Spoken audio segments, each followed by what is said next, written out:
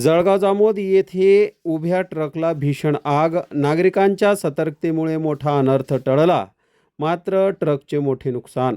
बुलढाणा जिल्ह्यातल्या जळगाव जामोद शहराच्या बायपास रोडवर उभ्या असलेल्या ट्रकला अचानक आग लागली. भरवस्तीत लागलेल्या या आगीमुळे परिसरात काही काळ खळबळ उडाली, मात्र वेळीच परिसरातील नागरिकांनी आग विझवली, त्यामुळे मोठा अनर्थ टळला. जळगाव जामोद येथील कैलास धामणे यांच्या मालकीचा ट्रक दुरुस्तीसाठी गॅरेजजवळ उभा होता, मात्र दुपारी ट्रकच्या केबिनने अचानक पेट घेतला.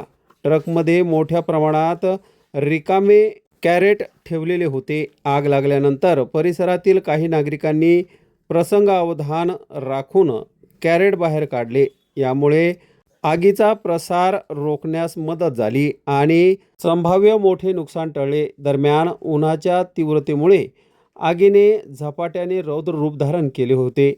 यावेळी अग्निशामक दलाने वेळीच धाव घेत आगीवर नियंत्रण मिळवले, मात्र आगीत ट्रकचे मोठे प्रमाणात नुकसान झाले आहे.